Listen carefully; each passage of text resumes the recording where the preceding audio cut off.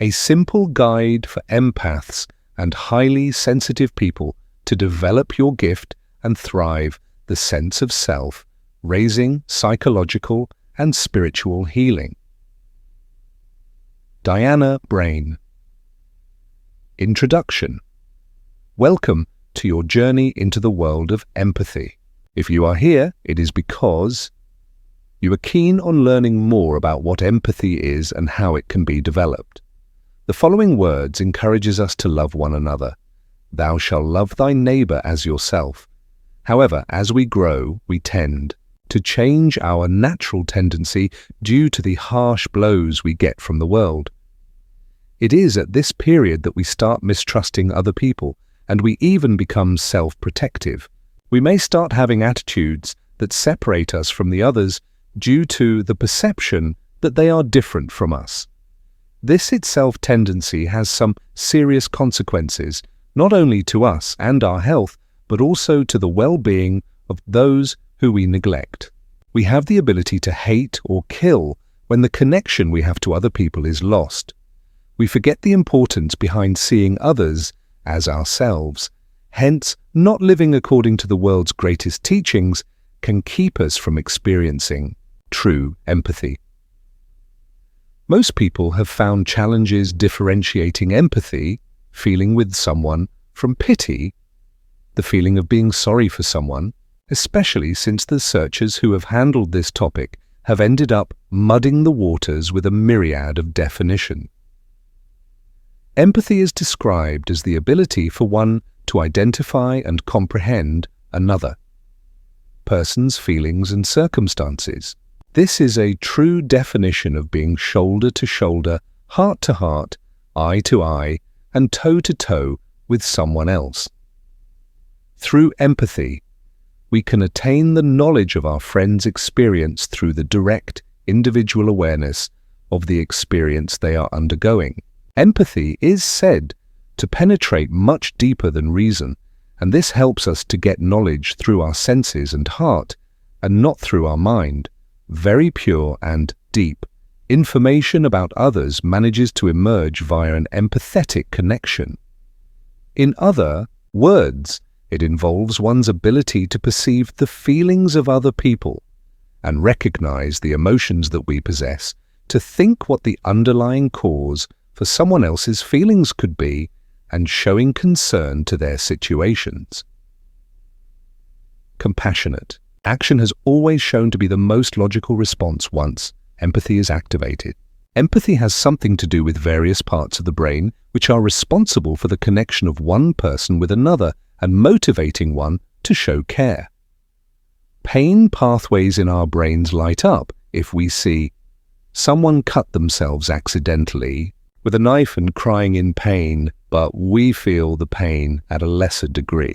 That can be said to be the emotional part of empathy, which is at times referred to as emotional resonance, in which it is quite often ignored by many doctors despite going against their instincts. Our sophisticated neurological system gives us the room to observe other individuals undergo pain, and in return, it gives us a small taste of the pain, so to trigger action to help them. However, relying on emotional resonance alone is not practical. In one way or the other, it gets much too strong for the people who are similar to us, and this might affect us greatly from achieving our goals. Notably, empathy possesses a cognitive component, and when it clearly set in our mind, we are able to understand the unique feelings of our friends, partners, and enemies. The ability to separate the feelings that belong to us from those of others allows us to calm any discomfort that we might be having, as we are vigilant on what our counterparts might be going through. Empathy can also be defined as the inner motivation that forces us to respond and show our urge to care about the welfare of other people.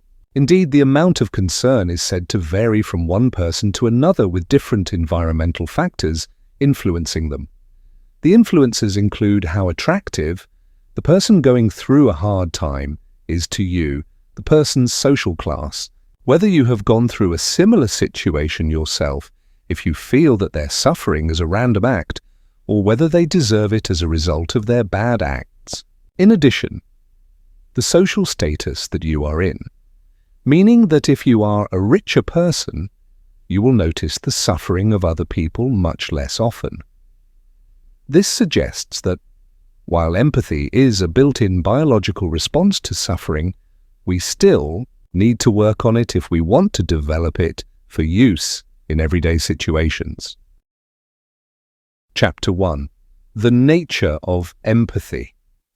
Clinical psychologists have over and over again tried to define the skill of empathy in a bid to recognize it in the interactions of counseling.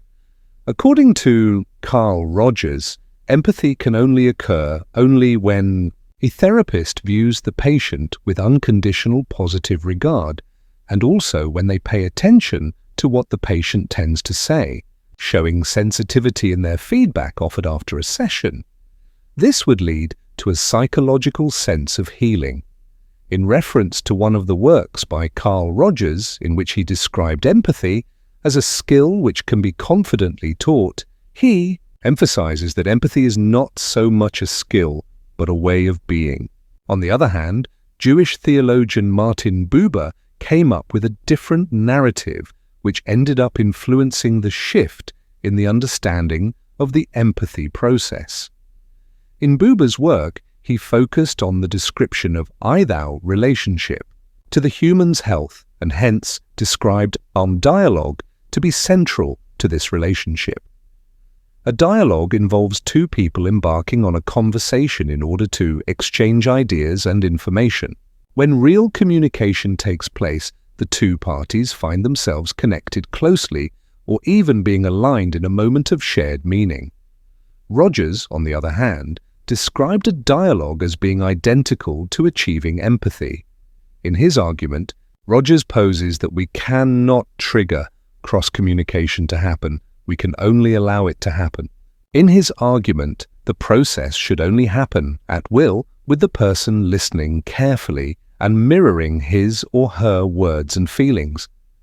Buber maintains that the cognitive processes can't lead to psychological healing taking place, as it can't be controlled by an individual but takes place as a result of a conversation between two people happening spontaneously. Another scholar who sought to define this was Edith Stein.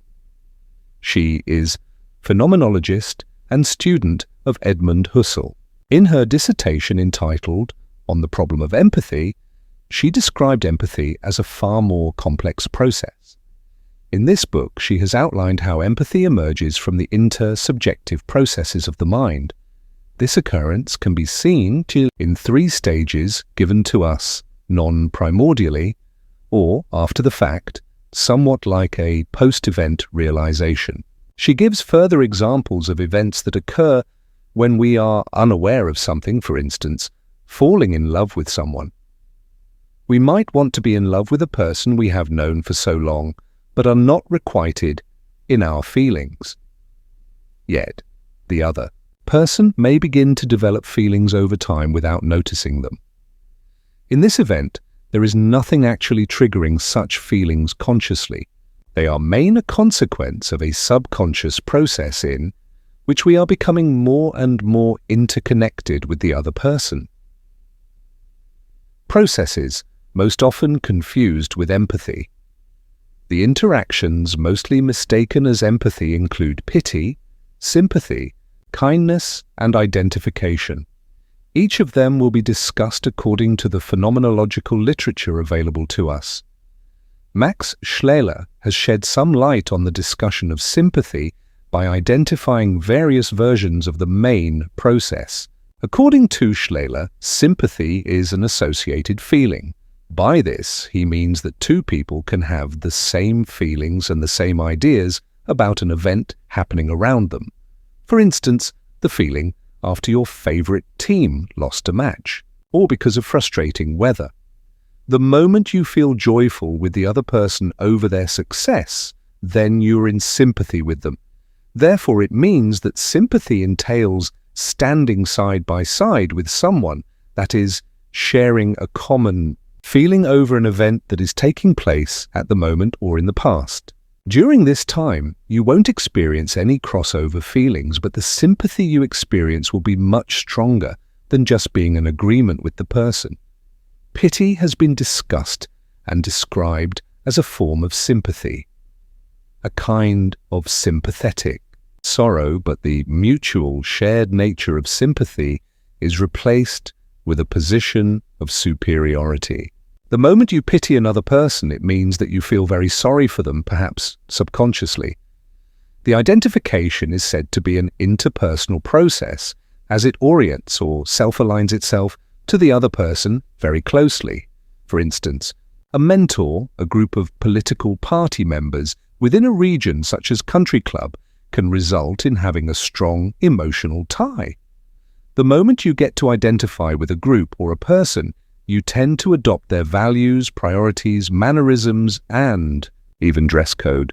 The process of identification becomes much easier and successive when it is not focused on a person's unique identity, and nor does it enable the process of searching for one's place in the world. Notably, cult behavior in a group can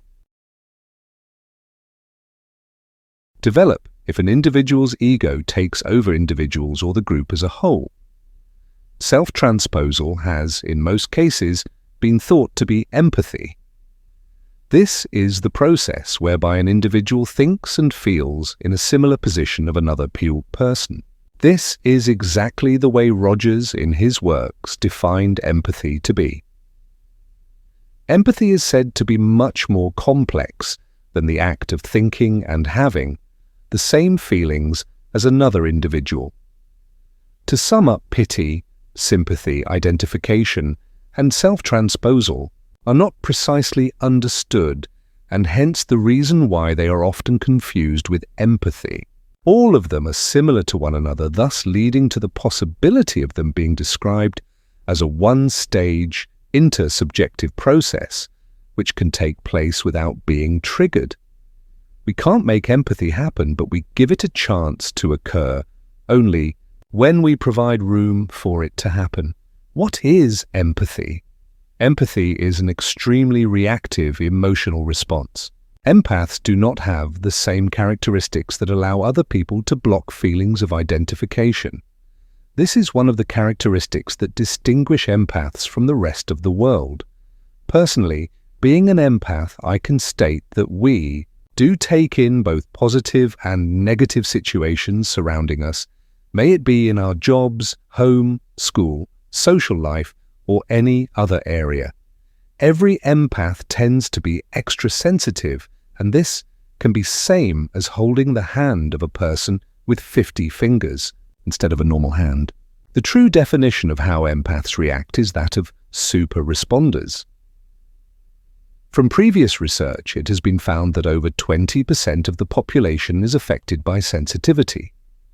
From this research, we can surmise that the degree of sensitivity does indeed vary from one person to another. Empaths have often been labeled as overly sensitive and can be told to get a thicker skin. Children and adults are greatly shamed by society for their sensitivity instead of being acknowledged as caring individuals. When shamed, they wish to get retreat from this world when they are overwhelmed. They have felt like giving themselves, but still the fact remains that they aren't able to do such. As an empath, I can sense the earth's secrets and also get to know my passions beyond my wildest dreams. However, my empathic abilities haven't always felt this incredible to me. The fact is that empaths have a strength that is wonderful to develop. This strength includes intuition, depth, compassion, and a profound connection to others and the universe. This world requires your gift, and hence the reason why it's important, and to bring the warrior spirit out always. What is a warrior empath? A warrior empath can be defined by the following characteristics: strength, care, attention, and protectiveness. Since empathic people understand themselves to the core, they can practice self-care. They have the toolkit of strategies to be practiced daily, or at least regularly, in a bid to remain strong and thrive in any situation. With the use of these strategies, one will be at a point of not absorbing other people's stress. Empaths with strategic, energy-saving tools are unstoppable. To support my warrior spirit, I use these 5 strategies each day. I will outline these in my book. Give them a try and see how your energy and clarity improve. Warrior Empath Toolkit. Express gratitude. It is key for one to kick off the day with gratefulness, affirmation, and not only to focus on the things to be done throughout the day. Gratitude brings about positive energy, keeps the person on their toes and ready to act, rather than wasting the energy catastrophizing about the future. Meditate. It is recommended to put into practice the 3-minute meditation, day in and day out. This meditation should be centered on the heart energy, allowing the release of fear. Short meditations help in bringing one back to the center of power when there is a feeling sensory overload. Meditation plays a key role in stopping the accumulation of stress in the body. Strengthen your intuition. It is always important to trust your intuition in order to allow positive people in your inner circle. Elimination of energy vampires is crucial whenever possible. Intuition will tell you when your energy has increased or decreased around someone. It is highly advisable that one keeps company with those people who give off positive energy that can allow you to thrive. Moreover, set boundaries with those who will drain your positive energy. Love yourself. We are all wonderfully made, hence the need to love ourselves at all times. Let your daily mantra be, I embrace my sensitivities.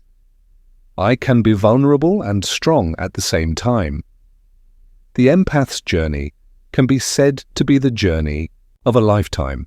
One has to be grateful for all that the world brings, such as the exquisite experience of joy and passion.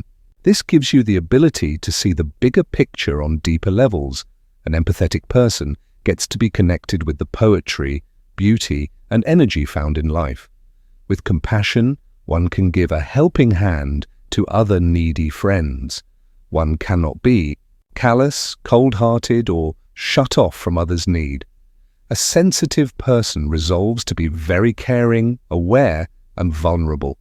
Embracing the warrior spirit helps the empathetic person be able to improve their relationships with themselves as well as others. Celebrate your progress every time you listen to your intuition and assert your empathic needs. This can help you center yourself amid chaos. One can live this life fully without having to deny oneself anything to make others comfortable. It is highly encouraged that we all love ourselves today and every day without any conflicts or hesitations. We have to be in control of our advances and be happy about them. Growing up as an empath. I find it hard to fit in today's society.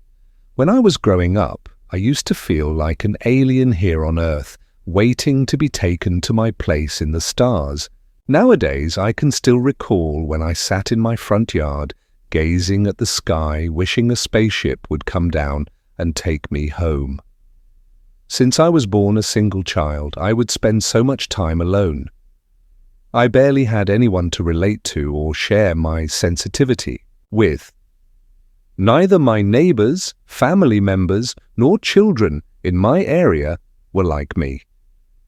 Little did I know that my entire community and its surroundings had a subtle energy field enveloping their bodies, a radiant light penetrating from about an inch of distance to about a foot. Studies have shown that if we are in the midst of other people, the energy of others does overlap with ours. As a child, I could pick out all those intense sensations, even without a clue of what they were or how to interpret them. In those times, I would become highly anxious and grow tired when in crowds. All in all, I wanted to run away, escape, and be alone. Due to this, I found myself getting involved with drugs in a bid to block my sensitivities, even though this is not the least bit recommendable. When everything cooled down, I would later go out to parties, go to the nearest shopping mall with other friends, something which made me feel quite good and relieved. I would fight my therapist the entire time. However, this angel in a human body was the one person who helped me understand that I needed to grasp my sensitivity and how to deal with it in an effective manner. It was at this point when I began to mend and acknowledge my empathetic nature. Since I was so alarmed by my empathetic and instinctive encounters at such a young age, some portion of my development as a doctor and a person has led me to figure out how to grasp these capacities. The empath experience. Let's have a close evaluation of empathetic experiences. We will need to have a self-evaluation. Also, we will need to evaluate our loved ones, friends, and relatives who would qualify as an empath. We will need to understand the difference that lies between ordinary empathy and just being a true empath. For ordinary empathy, we get to have our hearts go out to another person being faced with a serious or disturbing situation. Also, with this kind of empathy, one can be happy for others in the time of their joy. As an empath, we sharply sense our friends' energy, emotions, and physical symptoms in our being as a consequence of not having the filters that many people possess. As an empath, we always face sorrow, happiness, pain, and joy. We have heightened sensitiveness to others' tone of voice and body language. The empath can hear that which has not been spoken by reading non-verbal communications and also interpreting silence. As an empath, I first feel things and then I think. This is opposite of how others behave in our over-intellectualized society. This is the reason as to why empaths are different from the people who have built up their defenses as a result of their upbringing. Empaths share several of the characteristics which are highlighted by therapist Elaine Aron in the concept of highly sensitive people, or HSPs. A portion of the attributes that empaths possess as a part of their core being include the need for alone time, affectability to light, sound, and smell, in addition to reluctance for huge gatherings. Notably, highly sensitive people take longer to settle their minds after a long day, as their system of transmission from higher stimulation to lower takes further time to work. Empaths also share a great deal of personal love for nature and environments that offer peace, quiet, and serenity.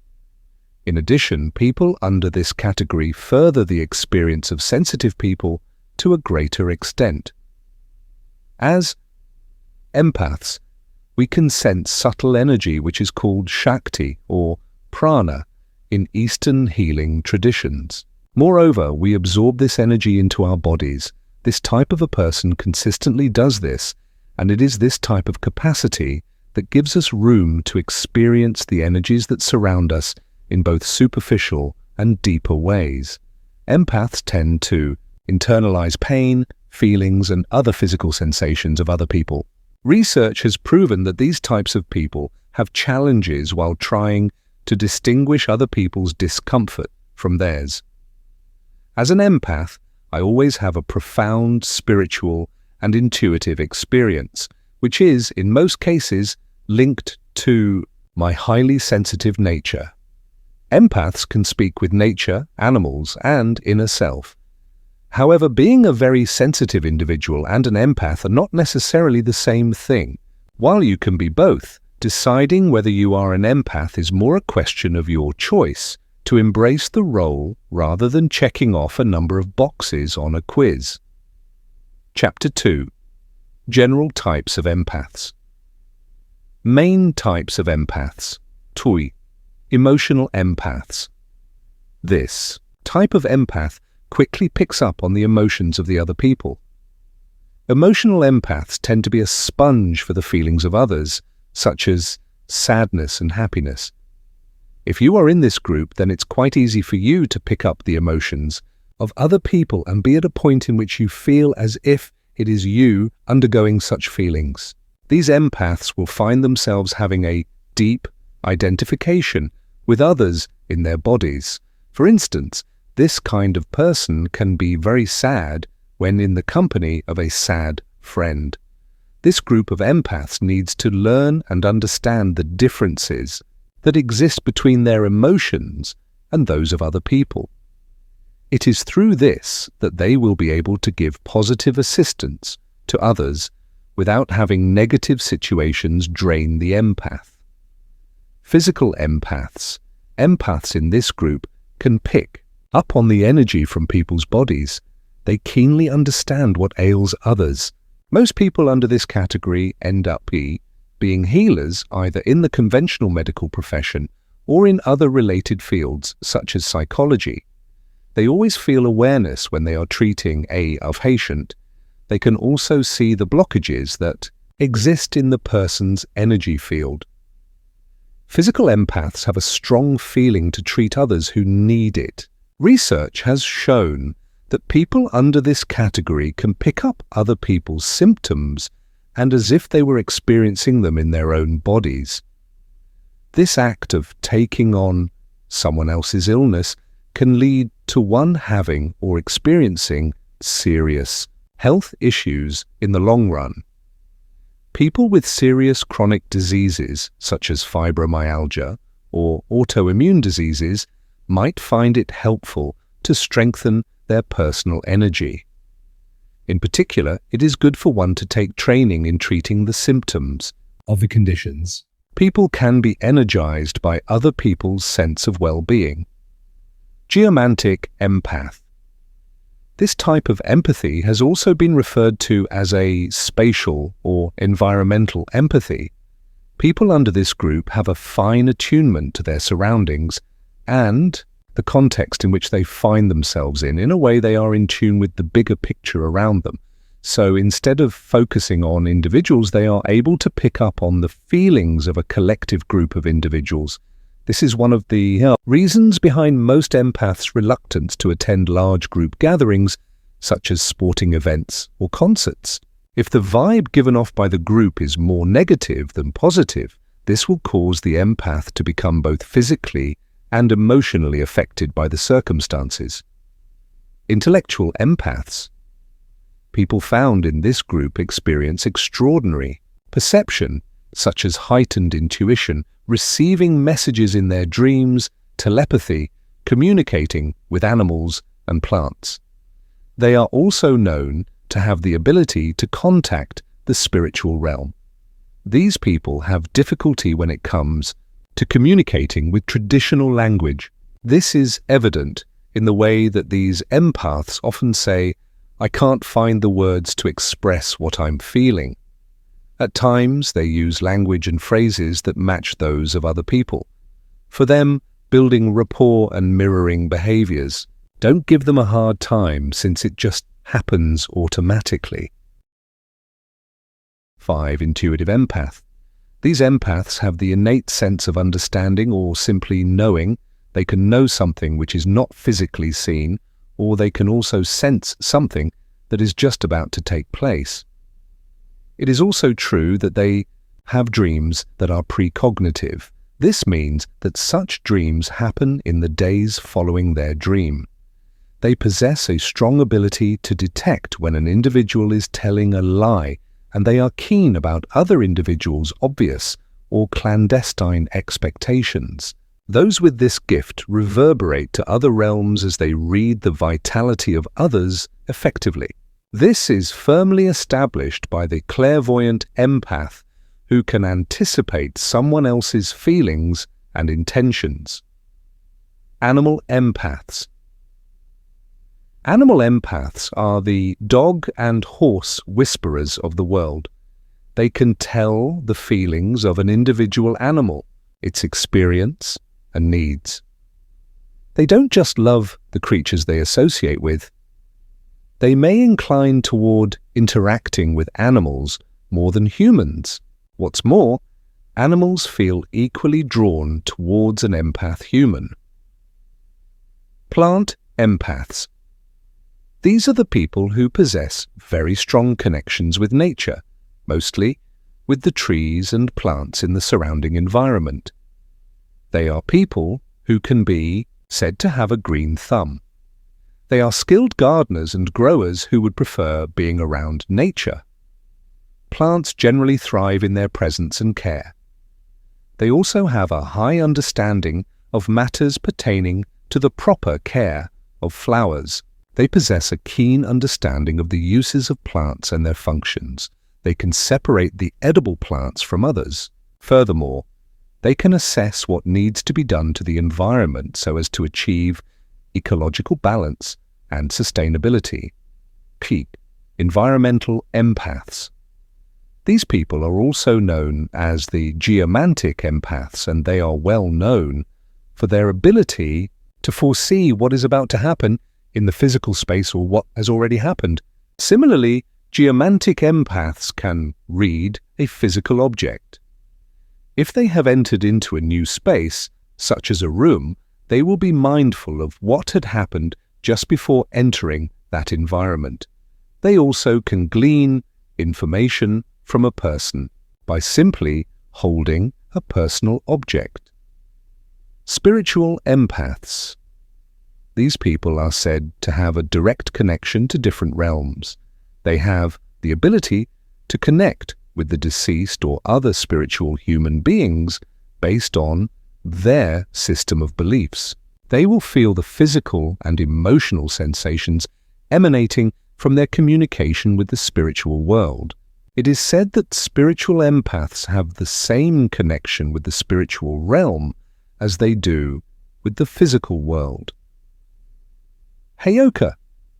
According to the tradition of Native Americans, a Heyoka is a type of sacred individual who is capable of joking around, a sort of spiritual jester.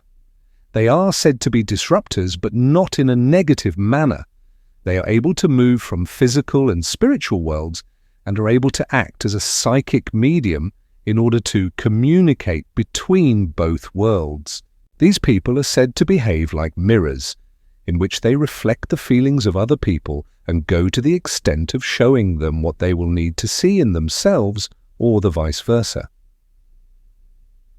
The process of becoming an empath. There are various factors that cause one to become an empath. From an early age, we understand that some of individuals do enter the world with various sensitivities. They have quite a temperament. These can be quite evident the moment a person comes out of the womb. These children are highly receptive to light, contact and smell, temperature, environment and sound. Likewise, from what I've seen with my patients and workshop members, some sensitivity might be hereditarily transmitted. It is argued that these traits can come from either their father's or mother's genes. However, how the child is brought up plays a key role. If a child is neglected or abused at the very early stages of life, then it is clear that they will have issues as adults. During my time in a health clinic, I managed to treat people who experienced early trauma. This included physical and emotional abuse. Other empaths were brought up by depressed, alcoholic, or narcissistic parents, and this highly affected the life of that child even at the adult stage of their lives. Being raised under such situations and circumstances can potentially wear down the health of the child. Such conditions have adverse effects to such children, thus making them feel unseen by their families and also invisible to the greater world around them, especially because it doesn't value sensitive people very highly. However, empaths cannot handle rough times, such as when they are going through a stressful period, in the same way others do. Therefore, it can be concluded that we are diverse in this regard. A toxic environment, for example, being around a furious individual, large groups, clamoring people, or bright lights can unsettle us on the grounds of sensory overload, as our threshold for stimuli is rather low. The main reasons that have been known to trigger empaths are reason. 1. Temperament. As discussed earlier, babies who enter the world with much more sensitivity than others are said to belong in this category. Their sensitivity to the following factors may lead them to develop their empathetic abilities, among them being sensitive to light, touch, movement, sound, and crowds. Reason. 2. Genetics. While I was growing up, I came to learn that empathy has much to do with genetics, as empathetic abilities can highly be transmitted through families. Reason. 3. Trauma. Children who face abuse and neglect at the early stages of life may find that their empathetic abilities stagnate due to inadequate emotional development. This can lead to inadequate formation of the child's personality, leading them to become adults with profound issues, thereby increasing their overall sensitivities for others due to the fact that they have been there. Reason. 4. Supportive parenting. Supportive parents have a key role to play in helping the child acknowledge and honor their gifts. Parents act as a powerful role model for their children, but in particular to the sensitive kids. Please bear in mind that all sensitive people are prone to healing. It is good to note that all cases of trauma can be healed. This includes those who have been through early childhood trauma, child abuse, or being brought up by narcissistic parents. The key point is that being positive and learning how to embrace your sensitiveness is quite important. This will call for the selection of very healthy people around you and also setting healthy boundaries. Also, it is highly advisable that you consider taking medication and centering techniques in a bid to help strengthen your core. This is to help you become both strong and sensitive. Understanding yourself as an empath or one you know. If you think you are an empath or have somebody in your life who is, you will realize that it isn't generally simple to be one. Being sensitive to other individuals' feelings, vitality, and nature can be hard. It is important for empaths to develop their gifts as they get older. That way, they can create the abilities which are useful when taking care of themselves. Also, keeping their very own time, space, and limits are essential. There might be times when an empath needs to step away from their empathetic, mystical, or otherworldly side. Finding a means to not assimilate or take on other individuals' stuff will help with recapturing the feeling of individuality and self-identity within themselves. On the other hand, being an empath should be viewed as a blessing, which is to be utilized or turned wisely throughout everyday life. What is next for you as an empath? From the above explanation, you will understand the type of empath you are. All you need is to be smart about it. You do not need to learn everything there is to know at once, but it is important to recognize your abilities as an empath sooner, rather than later. You will need to understand that it is important to have the necessary skills to manage empathy. Anyone can call themselves an empath, but only a chosen few actually live it. So, how can you develop your empathetic skills? If you are a novice, it is of the utmost importance that you find yourself a trainer who will offer you more than just a few coping mechanisms. It is good that you stay away from any trainer who tends to treat you like a fragile crystal figurine. A trainer should be able to coach you to strengthen yourself and give you the skills you need so that you can support your natural sensitivity. Empaths have beautiful and diversely nuanced sensitiveness. It is also true that one can be one or more of empath types described earlier. Still, there are two other types of empaths which aren't widely discussed, which include food empaths, who are sensitive to the vitality of sustenance, and relationships, i.e. sexual empaths, who are receptive to their partners' and companions' temperaments, erotic nature, and physical well-being. If you are busy learning about your talents, you will discover that they can not only enrich yourself, but also to touch others positively. Styles of relating. Introverted and extroverted empaths. Our neurodiversity plays a key role in making us different. In our society, we need to understand that some people we interact with have an extroverted nature and therefore require a higher level of social and environmental stimulation to keep them leveled and feeling energized. Others may become diagnosed with conditions such as ADHD due to their overactive nature. They express a very clear talent in matters of creativity, but most notably, they have challenges when it comes to concentrating in environments that require a higher degree of focus. On the other hand, we have the empaths, highly sensitive people who are considered to be introverts. They are very similar to extroverts in that they enjoy the company of others. These kinds of empaths are easily stimulated by happenings around them, but this is where the differences between empath types arise. An introvert empath needs time away from the hustle and bustle of daily life in order to recharge and reflect. It is good to understand that the physical, intuitive, and emotional empaths have a different style of socializing. They interact quite differently with the world around them.